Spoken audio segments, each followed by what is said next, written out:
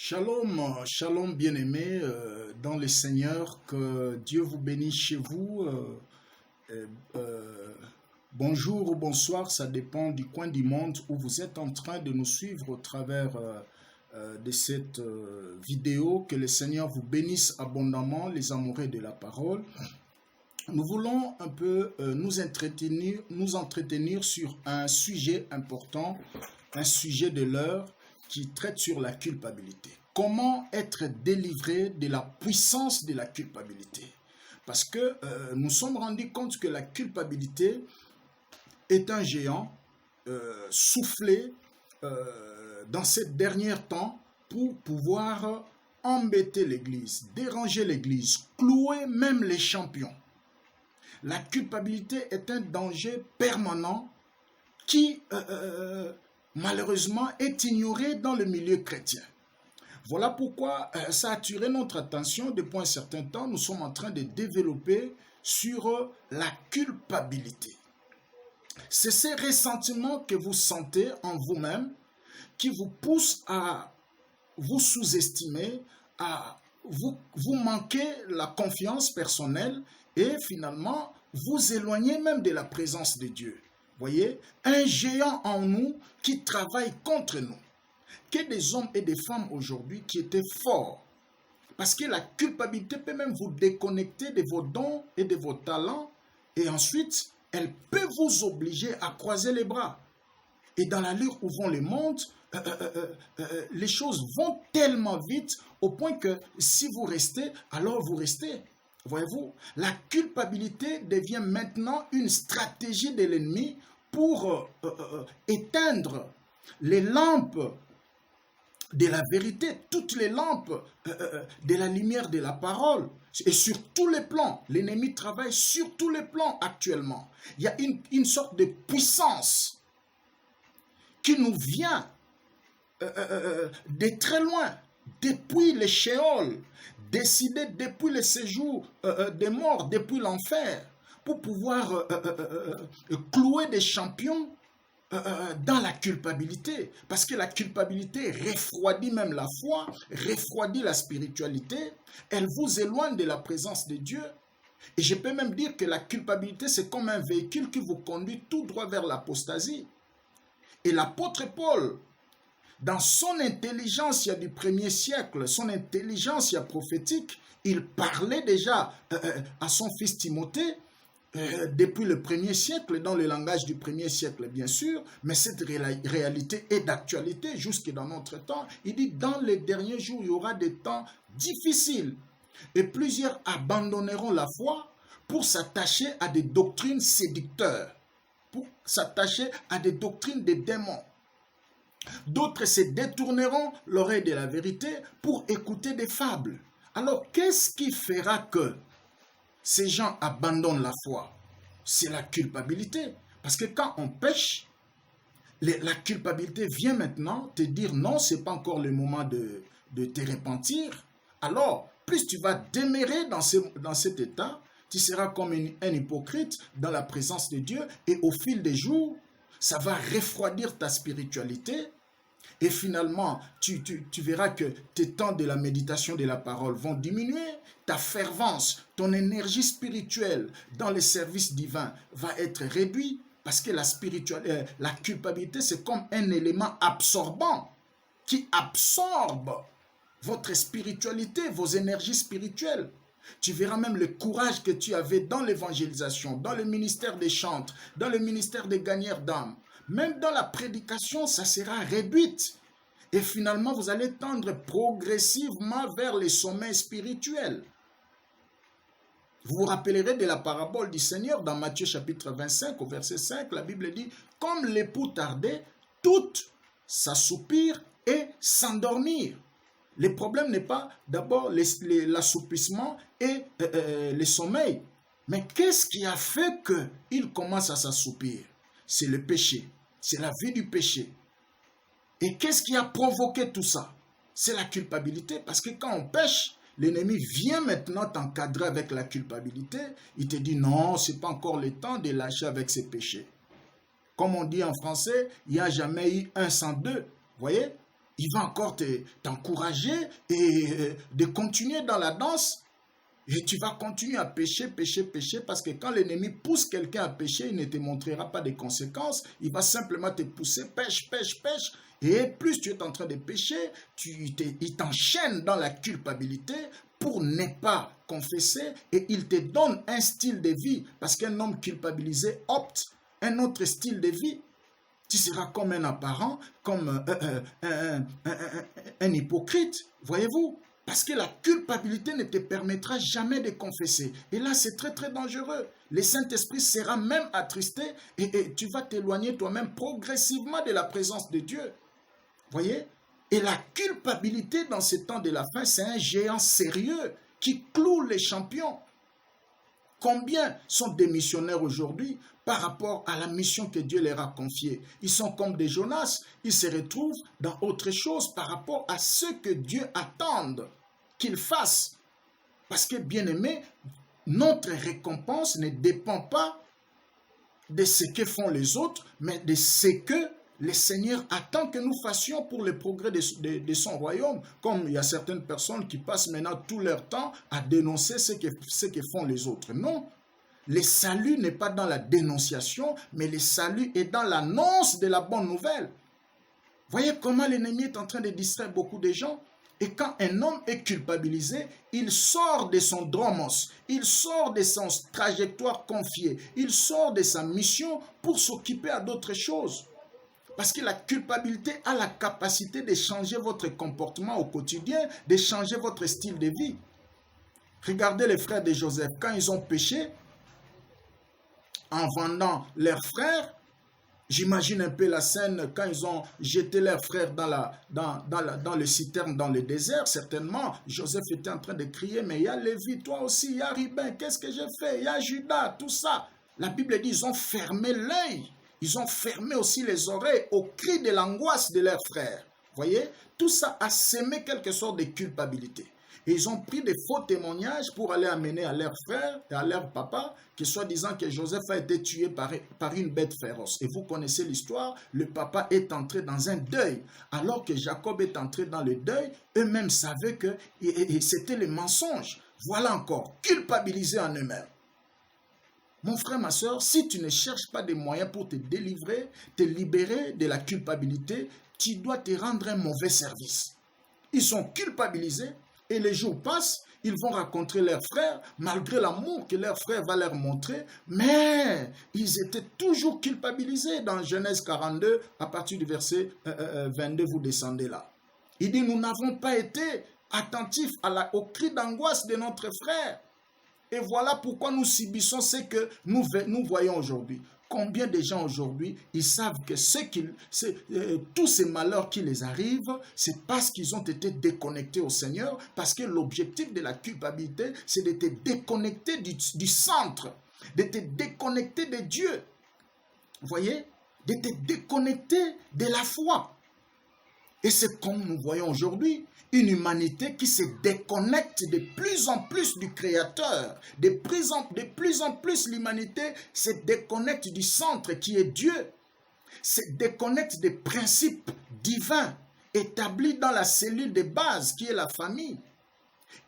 L'humanité se déconnecte progressivement, de manière subtile, des principes de base que Dieu a établis pour régir des sociétés. Aujourd'hui, qu'est-ce que nous ne voyons pas? Avec l'homosexualité qui est autorisée, et il a infiltré, l'ennemi a réussi à infiltrer des faux frères. Il a infiltré ses agents partout, dans toutes les couches de la société, dans la religion, dans la politique, dans la vie économique. Ils sont là pour matraquer des principes divins établis dans la société. Voyez? Et c'est là de manière subtile, de manière maligne. Alors qu'ils sont en train de nous distraire un peu de cette histoire de Covid, un temps de trucs, mais chaque jour qui passe, ils sont en train de travailler silencieusement. Voyez? Pour clouer les champions, pour distraire l'Église, pour clouer l'Église, pour clouer les champions dans la culpabilité. Et les années passent. Jacob va mourir. Dans Genèse 50, Ils sont toujours non délivrés de leur culpabilité. À partir du verset 15, ils ont fabriqué un testament mensonger. Vous connaissez l'histoire. Comment est-ce que les frères de Joseph se sont dit eux-mêmes, c'est papa qui était une barrière pour que notre frère venge contre nous, alors maintenant qu'il est mort, en tout cas, attendons-nous à une vengeance. Alors, qu'est-ce qu'il faut faire? La Bible dit, au lieu de se repentir auprès de leurs frères, qu'est-ce qu'ils ont fait? Ils ont formulé un testament faux. Ils ont dit à Joseph, voilà, un tas de trucs. Papa a dit avant sa mort que tu dois pardonner à tes frères qui t'ont fait du mal, un tas de trucs. Voyez-vous? Et Joseph, voyant leur niveau de culpabilité, parce qu'ils ont fait du mal à sa vie, à sa destinée, la Bible dit, il a pleuré et il les a reçus avec leur famille. Il dit, ne craignez rien, je vais vous prendre en charge, vous et vos familles. C'est exactement ce que le Seigneur Jésus a fait à la croix. Alors que nous ne méritions rien, nous avions péché un tas de trucs, nous étions éloignés de Dieu, nous étions culpabilisés. Le Seigneur Jésus nous a reçus avec amour. Il n'a même pas vu notre passé. Parce que Joseph, comme l'image de Christ, il reçoit ses frères avec amour. Il dit, n'ayez pas peur que ce que vous avez fait là ne vous dérange même pas. Vous avez médité me faire du mal, mais Dieu a changé ce mal-là en bien. Je vous reçois de tout mon cœur. C'est ce que Jésus a fait. Alors la culpabilité te fera voir que l'ère est passée, le Seigneur ne pourra plus te pardonner un tas de trucs, c'est pas encore le moment, quand tu fais ça, le Seigneur va te chasser. Or, la Bible dit, dans Psaume 103, il ne nous traite pas selon nos péchés, il ne nous traite pas selon nos iniquités, mais autant que les cieux est éloigné de la terre, de la même façon qu'il éloigne de nous nos fautes et nos transgressions. Psaume chapitre 103, si vous commencez la lecture à partir du verset 8 jusqu'à 12, la Bible dit c'est un Dieu miséricordieux. Il est lent en colère, riche en bonté. Alors la culpabilité n'est pas une bonne amie dans la marche avec Dieu, mon frère. C'est un véhicule qui nous conduit tout droit vers l'apostasie. Et dans la ligne où vont les choses, parmi les signes majeurs dont le Seigneur a annoncé pour son retour, l'apostasie est dedans. Et quand un homme est culpabilisé, il va lui-même commencer à se déconnecter du centre. C'est exactement ce que nous voyons aujourd'hui avec toutes les lois qui sont votées sur le plan politique dans les assemblées du monde entier, qui sont contre des valeurs divines établies dans la société et dans la famille. Mon mariage des homosexualités, la bestialité et consorts. L'ennemi a réussi à infiltrer aussi des faux pasteurs dans des religions et même dans les évangéliques pour tenter d'accepter ces choses afin de prouver à tout le monde que voilà, c'est déjà passable, tout le monde a déjà accepté. Or, c'est faux. Voyez-vous, quand vous acceptez ces choses, automatiquement, vous êtes déconnecté du centre. Et par conséquent, votre place est en enfer. Parce que toutes ces dépravations de mœurs, Dieu n'est jamais d'accord avec toi. Alors mon frère, ma soeur, si tu es tombé dans ces choses, tu n'es pas la première personne.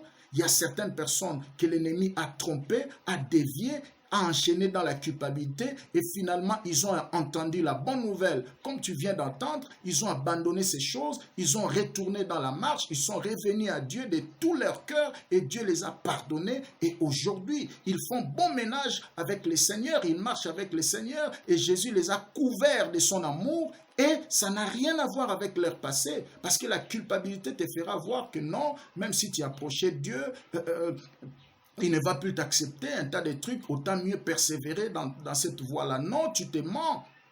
Voyez-vous? Alors ça, c'est très très dangereux. La Bible dit dans Proverbe chapitre 22, Proverbe chapitre 17, à partir du verset 22, « Un cœur joyeux est un bon remède. Tout dépend de l'état du cœur. Mais un esprit abattu dessèche les os. Or, c'est les os qui donnent la forme dans le corps. Et spirituellement, les os, c'est l'image de la doctrine, c'est l'ossature de la vie chrétienne. Vous voyez?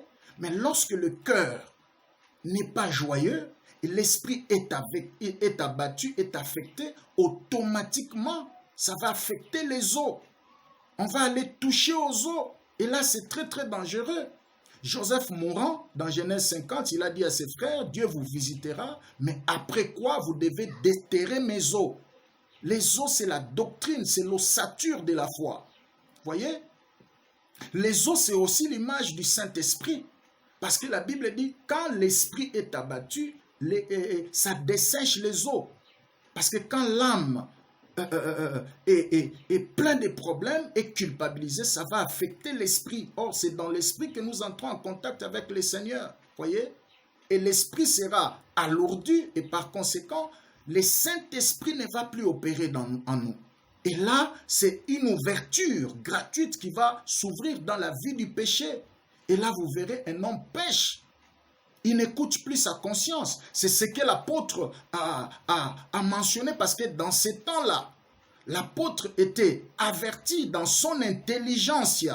Et il a pu parler à l'intelligence des Thessaloniciens. Même à l'intelligence de son fils Timothée, dans le livre de 1 Timothée, au chapitre 3e, même au chapitre 4, il dit, dans les derniers jours, il y aura des temps difficiles. Plusieurs abandonneront la foi pour s'attacher à des doctrines des démons. Le problème, ce n'est pas d'abord le fait commis, mais qu'est-ce qui a fait que ces gens-là puissent abandonner? Or, on ne peut pas abandonner si on n'a pas été au préalable dans la foi. Parce qu'il faut être d'abord dans la foi et finalement abandonner. Voyez-vous? Et si tu lis, il est en train de montrer à son fils, il dit, sache que tout ce monde d'Asie m'ont abandonné, entre autres Phygèle et Hermogène. Voyez, il cite même les noms. Autrement dit, tout le monde pouvait abandonner la foi, pouvait abandonner le Seigneur, mais pas Phygèle et Hermogène. Voyez-vous? Mais ils ont abandonné. Et enfin, il donne des leçons de la fermeté dans la foi à son fils Timothée. Il dit, garde bien la foi et cette bonne conscience dont plusieurs ont perdu et ils ont fait naufrage par rapport à la foi. Voyez? Le problème, ce n'est pas les faits commis. C'est-à-dire qu'il a fait naufrage. Nous avons connu ses frères, il a fait naufrage dans la foi. Nous avons connu ses serviteurs, nous avons connu cette sœur, il a fait naufrage dans la foi. Le problème n'en est pas encore là. Le plus grand problème, c'est qu'est-ce qui a fait que cet homme fasse naufrage dans la foi? C'est la culpabilité. Vous voyez? La culpabilité te vole même l'assurance du salut.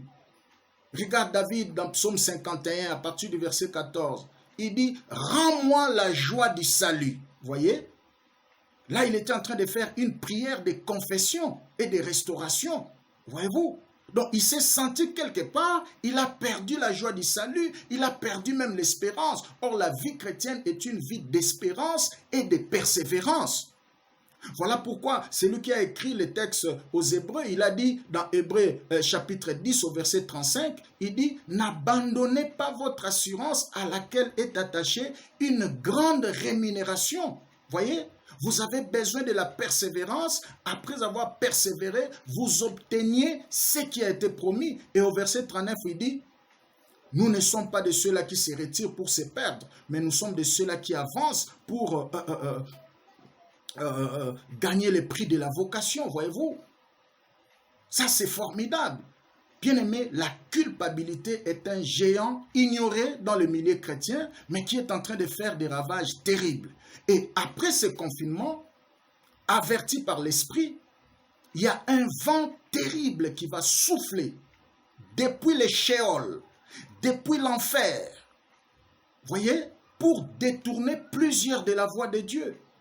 Parce que la Bible dit le mystère de l'iniquité agit déjà. Parce que le mystère de l'iniquité, c'est cette stratégie du Sheol, de l'enfer, pour éteindre à tout niveau les vérités de la parole de Dieu. Voyez, c'est ça le mystère de l'iniquité. Ces stratégies montées par le diable pour éteindre à tout niveau de la société les lampes de la parole, les lampes de la vérité, avec toutes ces lois qui sont votées aujourd'hui dans nos assemblées. Mariage pour tous, les hommes se marient avec des animaux, la bestialité, toutes ces choses sont en train de massacrer la cellule de base qui est la famille. Voyez? avec toutes ces lois votées à gauche, à droite. Voyez? Et sur le plan économique, bientôt nous allons assister à des déviations graves. Que vous le vouliez ou pas, les vaccins arrivent. Que vous le vouliez ou pas, les puces électroniques arrivent. Alors, bien aimé, l'Église doit faire face à ces choses. Il est plus que jamais temps que nous revêtions des nerfs de fer. L'heure est grave. Nous avions connu que le Seigneur revient bientôt. Laissez-moi vous dire que le Seigneur revient maintenant. Avec tout ce que nous sommes en train de voir dans l'horloge de Dieu, on n'a plus assez de temps. Voilà pourquoi la Bible dit dans Apocalypse chapitre 12, verset 12, « Heureux, cieux, et vous qui habitez les cieux. Malheur à la terre et à la mer, parce que le diable est descendu vers vous avec une grande colère, sachant qu'il ne lui reste que peu de temps. » Bien-aimé, même le diable sait qu'il ne lui reste que peu de temps. Mais ce qui est grave, dans le milieu chrétien, nous voyons des chrétiens, des hommes et des femmes, marcher, manger calmement, comme si rien n'était. Mais l'ennemi sait qu'il ne lui reste que peu de temps. Et la Bible dit, heureux, vous qui habitez les cieux. Parce qu'un chrétien, il habite les cieux. Mais il vit momentanément sur la terre. C'est ça un vrai chrétien. C'est ça la mentalité que doit avoir un vrai chrétien. Oui, je vis momentanément sur la terre, mais j'habite les cieux. Voyez, c'est ça même ce qui était la prière de l'apôtre Paul aux Éphésiens. Alors qu'il était dans une des prisons romaines, il écrit aux Éphésiens. Parce qu'il a appris leur persévérance. Il a appris l'amour qu'ils ont manifesté quand ils ont reçu l'évangile. Mais il voulait faire cette prière et quelques recommandations pour leur montrer qu'avec Dieu, il ne suffit pas de bien commencer. Avec Dieu, il est possible de marcher dans une vie parfaite. Donc, parfaite, pas comme au vrai sens du mot, mais une vie parfaite au sens que une vie selon les modèles de Dieu, selon le vouloir de Dieu, c'est possible. Mais apôtre Paul écrivant aux Éphésiens, il voulait aussi leur montrer que le combat est permanent. Dans la vie chrétienne, si tu lis Éphésiens chapitre 6, tu verras tout ça. Mais dans l'histoire que je vais un peu mentionner, c'est au chapitre 1. Il est en train de faire une prière aux Éphésiens. Et au verset 18, il dit qu'il illumine les yeux de vos cœurs pour que vous sachiez quelle espérance qui s'attache à votre appel. Pour que vous sachiez l'infinie puissance manifestée par Dieu en Jésus-Christ. Pour que vous sachiez quel est l'héritage qui vous attend. Parce qu'en réalité, en Jésus-Christ, nous n'attendons pas l'héritage, mais nous avons déjà possédé l'héritage. Voyez? Parce que la Bible dit, étant ressuscité en Christ, notre vie est cachée dans les lieux très hauts, en Christ et en Dieu. Nous vivons momentanément sur la terre, mais nous avons déjà une habitation dans le ciel. Voyez? Et en Jésus-Christ, nous avons déjà l'héritage. Comme les mentions dans Hébreux chapitre 9, versets 16 à 17, la Bible dit « Aussi longtemps que le testateur n'est pas encore mort, alors le testament n'a pas d'effet. Mais quand le testateur meurt, le testament entre en vigueur. » Donc la mort de Jésus-Christ à la croix a rendu possible notre testament et nous a fait automatiquement héritiers. Donc, quand quelqu'un est en Christ, automatiquement, il est co-héritier de tous les biens que Dieu a promis en Jésus-Christ. Et il est d'office participant de toutes les bénédictions que Dieu a promis à Abraham en Jésus-Christ. Voyez-vous? Donc, l'apôtre voulait faire voir aux chrétiens des Éphésiens que, premièrement, il ne suffit pas de bien commencer, mais il faut bien terminer. Parce que le royaume de Dieu, c'est un royaume de jusqu'au-boutistes. Et quelque part, les chrétiens d'Éphèse étaient un peu emportés par le mouvement de la ville, parce que vous le savez, sur le plan historique, la ville d'Éphèse était une ville de festivités, de beaucoup de distractions, avec ces prestigieux temples de déesse Diane. Ça attirait beaucoup de monde pour venir faire le tourisme là-bas. Et à un certain moment, quand les Éphésiens, ayant cru au Seigneur, ils commençaient à manquer certaines choses, et ça commençait à les attrister. Et finalement, ils étaient culpabilisés. Mais nous avons cru au Seigneur. Pourquoi nous ne voyons pas ceci ou cela? Et l'apôtre va les écrire pour leur montrer que vous, malgré que vous pouvez manquer certaines choses au quotidien, mais sachez que dans l'éternité, vous possédez tout. Vous ne pouvez pas simplement rester, fixer vos regards sur les choses présentes. Parce que la foi chrétienne n'est pas liée seulement aux choses présentes, mais surtout au futur. Voyez-vous? Biso toza bato makambo mikolo te, toza bato makambo mikolo ezakoya. Je ne sais pas si ça serait facile de répéter ça en français. Nous ne sommes pas les gens liés aux choses d'aujourd'hui. La vie chrétienne, c'est plutôt et surtout les choses d'avenir. Nous avons un avenir glorieux avec le Seigneur. Alors, bien-aimés, ne perdez pas votre temps en vous laissant engouffrer dans la culpabilité. Si vous avez fui la mission du Seigneur comme Jonas, et aujourd'hui vous êtes dans le ventre du poisson, vous avez tout le temps de vous repentir et de revenir à Dieu, parce que la culpabilité te fera voir que ce n'est pas encore le moment. Continue dans l'affaire, mais laissez-moi te dire que Jésus revient bientôt, parce que l'époux tardait, toutes s'assoupir et s'endormir. Et le sommeil spirituel n'a jamais été un phénomène. Ça ne vient pas de manière spontanée, c'est toujours progressif, voyez-vous? Progressif. Et la plupart des cas, c'est quoi? Souvent, c'est ceux qui sont autour de nous qui remarquent le sommeil spirituel. Mais de nous-mêmes, généralement, on est inconscient du sommeil spirituel. Alors, bien aimé, l'heure est grave. La culpabilité est en train de faire des ravages sérieux. Et alors que nous dormons, alors que les jours passent, on nous distrait avec le Covid-19, le confinement et consorts, les choses sérieuses se font derrière. Et de manière subtile, de manière maligne. L'ennemi avance à pas géants. Et nous devons en prendre conscience. Parce qu'après le confinement ici, il y aura un réveil terrible sur le plan évangélique, mais aussi le diable va souffler un vent terrible de l'apostasie pour endormir plusieurs. Voyez? Et nous devons garder l'état de veille. C'est très important. C'est le but même de cet enseignement. Alors, bien-aimé dans le Seigneur, comment tu peux être délivré de la culpabilité? La réponse est simple, je vais rapidement. Je donne une de trois et je clôture. Premièrement, il faut reconnaître qu'est-ce qui a fait que tu tombes dans la culpabilité. Quel est l'élément? Quel est ce péché-là qui t'a cloué dans la culpabilité? Reconnais d'abord ces péchés. Deuxièmement, présente-les à Dieu. Présente-les à Jésus-Christ. Voyez-vous, les frères de Joseph étaient culpabilisés. Ils disaient que maintenant notre papa vient de mourir, notre frère Joseph va venger pour tout le mal que nous lui avons fait.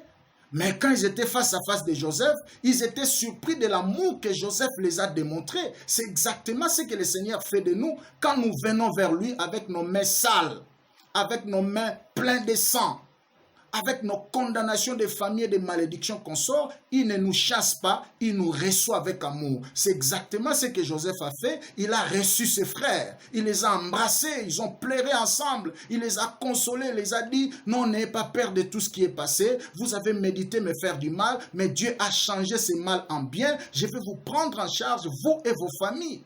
Quelle consolation! Ça, c'est seul Jésus qui peut le faire. Voyez, le diable est en train de te mentir pour ne pas confesser, pour ne pas abandonner la masturbation, pour ne pas... Et pourtant, tu es un frère, tu es un serviteur, il t'a cloué dans la masturbation. Il te trompe pour ne pas quitter l'homosexualité, pour ne pas quitter les lesbiennes, pour ne pas quitter la vie du mensonge, pour ne pas quitter les boissons alcooliques, pour ne pas quitter l'adultère, l'impudicité. Il te dit, voilà, c'est pas encore le moment, continue à vivre ta vie, et plus tu demeureras dans ces choses, et quand tu viens dans les lieux de culte comme un apparent, un hypocrite, tu seras toujours culpabilisé. Et plus tu seras culpabilisé, le Saint-Esprit n'agira plus en vous et par conséquent, vous courez le risque de rater l'enlèvement. Voyez? Tu as tout le temps de te débarrasser de ces choses. Combien de fois tu as trompé à ton mari? Voyez? Et tu vis dans l'hypocrisie, mais tu n'es pas à l'aise. Laissez-moi te dire, si tu ne te répands pas, tu vas te créer même des problèmes de santé parce que ton cœur est malade. Combien de fois tu as eu à tromper ta femme? Combien de fois vous vivez en fiançailles devant votre pasteur dans les hypocrisies et pourtant vous savez que vous commencez déjà à faire des choses que tous les mariés font. Donc votre fiançaille là, c'est un mensonge, c'est une mascarade. Combien de fois tu as trahi ton pasteur? Tu as trahi ton leader? Tu es toujours derrière les gens là qui critiquent des pasteurs et consorts, et quand tu les vois, tu viens comme quelqu'un qui ne connaît rien. Voyez, tu seras toujours culpabilisé. Alors abandonne ces choses. Voyez, reconnais que c'est mauvais, présente-les à Jésus, il est le seul qui peut te pardonner. Laissez-moi te dire que Jésus-Christ est un élément absorbant de la condamnation. Voyez, les pharisiens avaient toute bonne raison de lapider, de condamner cette femme dans Jean chapitre 8, mais quand ils l'ont présentée vers Jésus, ils ont oublié qu'il manquait un élément. Voyez, et Jésus, c'est un élément absorbant. C'est comme on nous a appris à l'école primaire, tout nombre multiplié par 0 égale 0. C'est ça Jésus. Voyez, tes péchés, tes condamnations de famille et consorts, même tes péchés commis par toi-même, si tu viens avec devant Jésus, tu les présentes à Jésus, Jésus est un élément absorbant, c'est comme tout nombre multiplié par 0 égale 0. Ça c'est merveilleux. Ça c'est ce que les calculs, les mathématiciens nous ont appris, voyez. Alors, tous tes fardeaux du péché là qui te culpabilisent, multipliés par Jésus égale 0. Donc, Jésus est capable de te pardonner de ton homosexualité, de te pardonner de masturbation, de te pardonner de l'hypocrisie, de la trahison et consort. Mon frère, que ta culpabilité ne t'amène pas au suicide. Comme Judas, sois plutôt Pierre, qui sa culpabilité lui a amené à la repentance et au salut. Voyez-vous, à la repentance et au salut. La culpabilité de Jonas, à un certain moment, lui a conduit dans les oubliettes, dans les ventres des poissons. Voyez-vous, que des gens aujourd'hui qui étaient fervents dans les choses de Dieu, parce qu'ils ont eu à commettre certaines erreurs, et le diable a profité derrière pour les engloutir. Comme ces gros poissons ont englouti Jonas et aujourd'hui ils sont dans les oubliettes. Mais j'ai aimé le Seigneur parce qu'il suit toujours ceux qui ont sa marque. La Bible dit, même dans le ventre du poisson, Jonas s'est ressaisi, il a prié à Dieu et Dieu a ordonné aux poissons de vomir Jonas. Et il a vomi Jonas dans la destination. Ça c'est merveilleux. Alors qu'il quittait... Alors qu'il fouillait vers Ninive, il s'est retrouvé à Tarsis. Voyez-vous, vous qui êtes aujourd'hui dans les oubliettes, vous êtes dans l'adresse où vous ne pouviez pas être à cause de la culpabilité. Laissez-moi vous dire, si vous revenez à Dieu, il reviendra à vous, il vous pardonnera comme Joseph a accueilli ses frères. Voyez, c'est le diable qui te trompe, voilà, continue à boire de l'alcool, en même temps tu détruis ta santé et tu te déconnectes à Dieu. Parce que le but final de l'ennemi, c'est quoi dans ces temps de la fin? C'est déconnecter le monde du centre, déconnecter le monde des principes de Dieu afin de préparer une route vers l'Antichrist, afin de préparer une humanité qui va recevoir Antichrist sans problème.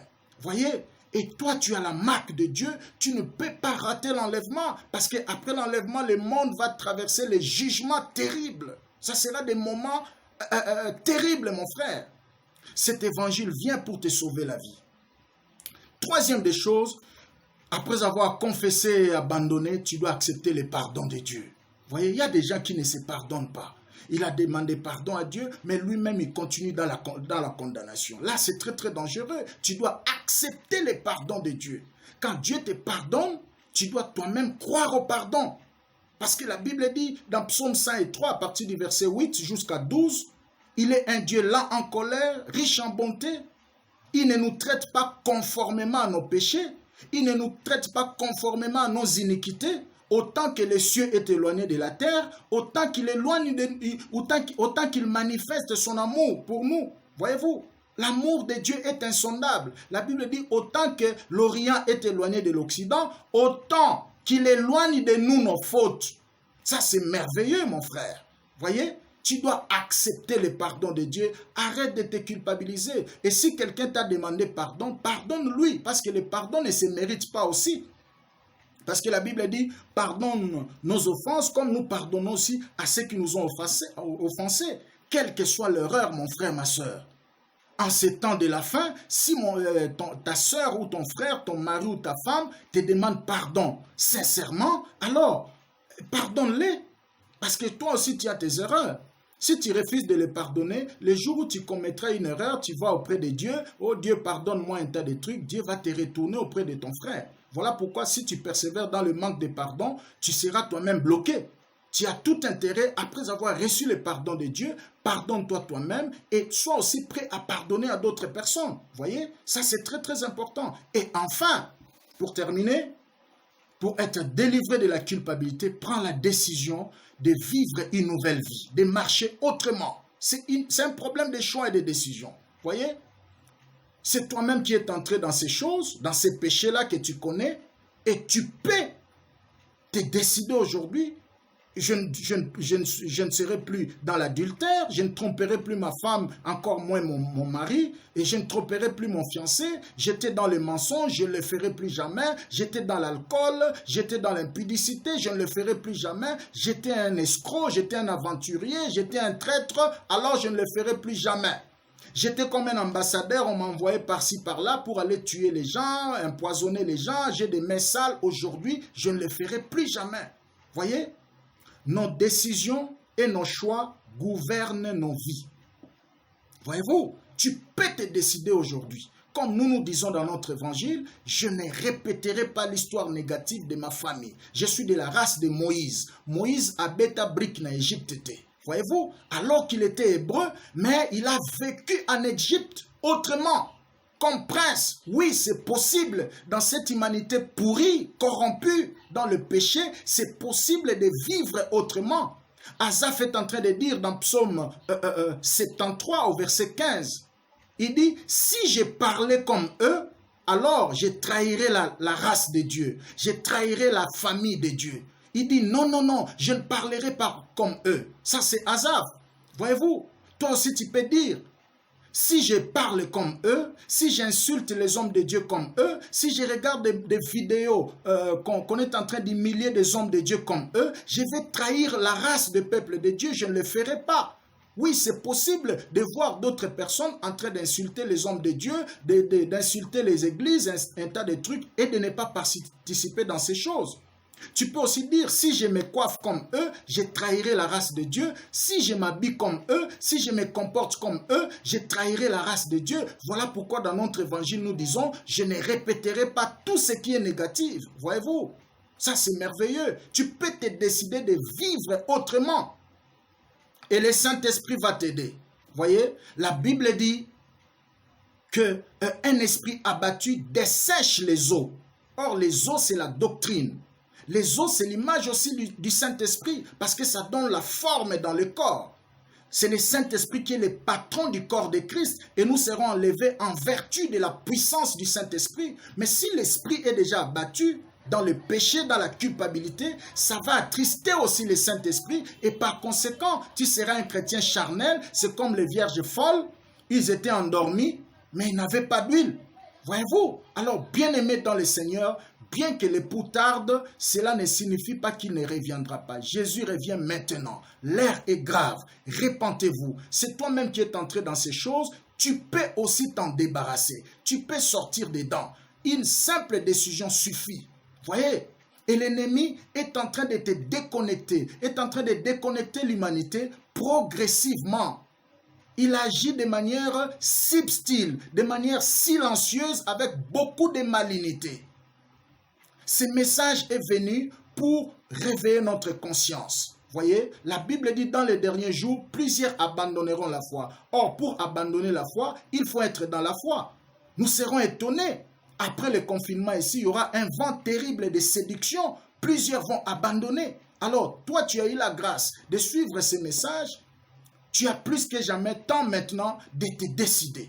Voyez, si nous pouvons vous aider pour cela, tu peux me suivre après cette prière. Seigneur Jésus, je viens à toi avec mon corps, mon âme et mon esprit. Je t'ouvre mon corps. Je t'ouvre mon cœur. J'abandonne toutes ces pratiques que je faisais dans l'obscurité. J'ai compris que ton amour manifesté à la croix pour ma vie est si grande. Pardonne mes fautes, pardonne mes erreurs, pardonne mes faiblesses, pardonne mes péchés.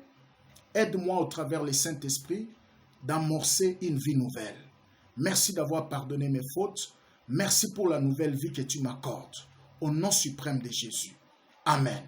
Que Dieu te bénisse. Si nous pouvons vous aider encore, notre numéro est là, plus 243 89 79 79 235. Vous appelez ce numéro, nous pouvons vous aider, nous pouvons vous encadrer par la grâce de Dieu.